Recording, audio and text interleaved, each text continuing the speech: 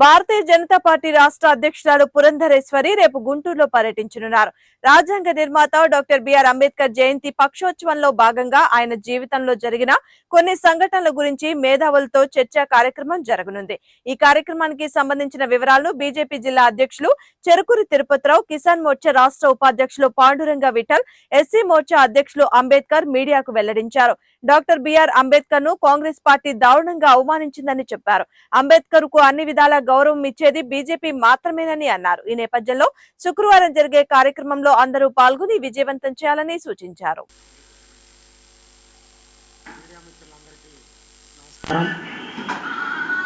అంబేద్కర్ జయంతి ఉత్సవాల్లో భాగంగా 18వ తారీఖు రేపు గొట్టిపాటి కళ్యాణ మండపంలో అంబేద్కర్ గారి జయంతి ఉత్సవాల్లో భాగంగా మా రాష్ట్ర అధ్యక్షురాలు శ్రీమతి దగ్గుపాటి పురంధేశ్వరి గారు, అలాగే రాష్ట్ర క్రమశిక్షణ సంఘ చైర్మన్ పాకా సత్యనారాయణ గారు ఇచ్చేస్తున్నారు.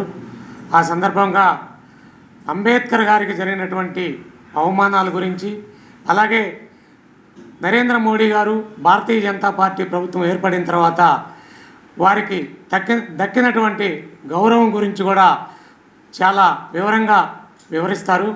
దాని సందర్భంగా అంబేద్కర్ గారు ఎంత మహానుభావుడో అందరికీ తెలిసిన విషయమే. వారు ప్రపంచ మేధావి. లండన్లో డాక్టరేట్ చదివిన తర్వాత భారతదేశానికి వచ్చి వారు భారత రాజ్యాంగాన్ని నిర్మించినటువంటి వ్యక్తి. అలాంటి మహానుభావుడి గురించి మనం ఈరోజు గొప్పగా చెప్పుకోవడం ఎంతో మంచి విషయం అని చెప్పి కూడా నేను భావిస్తున్నాను. అలాగే అంబేద్కర్ గారిని ఎంత అవమానపరిచిందో ఈ యొక్క 40-50 సంవత్సరాల్లో కాంగ్రెస్ పార్టీ అంత అవమానపరిచింది. వారిని ఎంతో క్షోభకు గురి చేసి. పత్రికా మిత్రులకు స్వాగతం. ఈ రోజున భారతదేశంలో జాతీయ స్థాయిలో ఒక విచిత్రమైనటువంటి వాతావరణం నెలకొని ఉన్నది. కాంగ్రెస్ పార్టీ స్టేషన్లోకి వెళ్ళిపోయి దొంగ అని అరిచినట్లుగా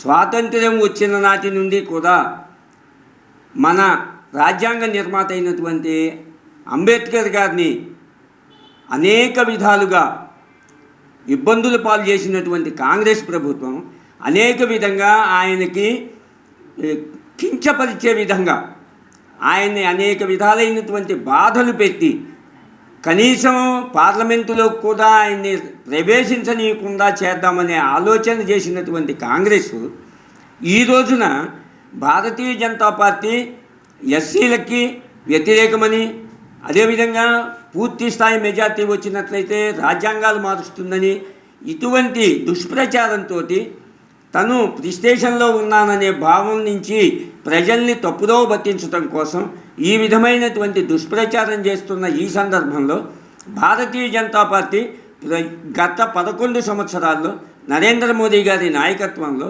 అనేక విధాలుగా మన యొక్క రాజ్యాంగానికి నిర్మాతగా మనం అందరం కూడా గౌరవించుకుంటున్నటువంటి అంబేద్కర్ గారి యొక్క గొప్పతనాన్ని, అదేవిధంగా ఆయన్ని ప్రస్తుతించడం కోసం అనేక కార్యక్రమాలు చేపట్టినటువంటి సందర్భంలో భాగంగా ఈ సంవత్సరం అంబేద్కర్ గారి 134వ జయంతిని పురస్కరించుకొని పక్షోత్సవాలు నిర్వహించాలనే ఒక కార్యక్రమాన్ని చేపట్టి అందులో భాగంగా నమస్కారాలు తెలియజేస్తూ, ఏదైతే డాక్టర్ బాబాసాహెబ్ అంబేద్కర్ గారిని కాంగ్రెస్ పార్టీ ఏ విధంగా అవమానాలకు గురి చేసిందో, ఏ విధంగా వారిని ఆత్మక్షోభకు గురి చేసింది అన్నటువంటి విషయం ప్రజలకు తెలియచేయాలి, మేధావులైనటువంటి అన్ని వర్గాల ప్రజలకు తెలియచేయాలన్నటువంటి ఉద్దేశంతో రేపు మధ్యాహ్నం 3:30 గంటలకి గొట్టిపాటి కళ్యాణ మండపం గుంటూరు రాజేంద్ర నగర్ ఫస్ట్ లైన్లో ఈ కార్యక్రమం ముఖ్య అతిథి దగ్గుపాటి పురంధేశ్వరి గారు, రాష్ట్ర బీజేపీ అధ్యక్షురాలు మరియు ఎంపీ రాజమహేంద్రవరం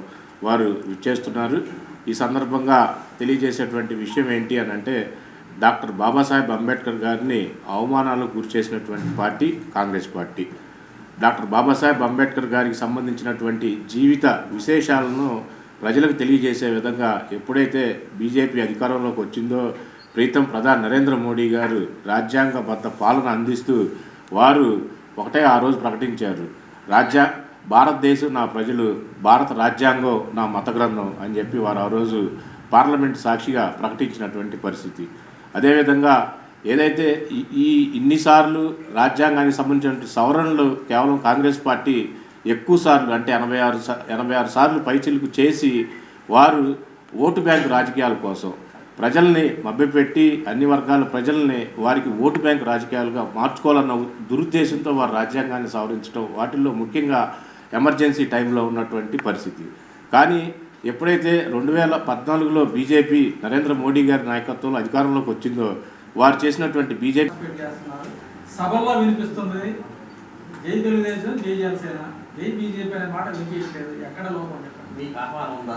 ఆహ్వానం ఉంది. అంటే ప్రభుత్వ కార్యక్రమాల్లో అంటే కొన్నిటికి పిలుస్తారు, కొన్నిటికి మేము కుదిరి వెళ్ళకపోవచ్చు.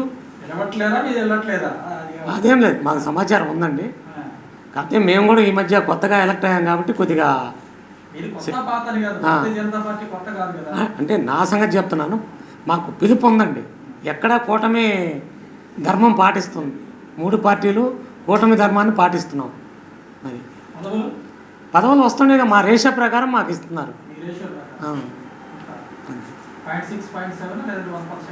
ఎంత అన్నా కానీ 0.6, 0.5 కానీ లేకపోతే 10% కానీ మా రేషియో ఎంత ఉంటే అంత ఇస్తున్నారు. అంటే మా అధినాయకత్వం కూడా మీరు ఇస్తే తీసుకోమన్నది కానీ మేము డిమాండ్ ఏం లేదండి. లేదు, సెంట్రల్లో ఉందండి. అలా ఏం లేదు, దయాదాక్షిణ్యం కాదు, దయాదాక్షిణ్యం అనేది ఏం లేదు. మహాకూటమి అధికారంలో ఉంది, భారతీయ జనతా పార్టీ అధికారంలో లేదు. కూటమిలో ఉన్నాం. కూటమి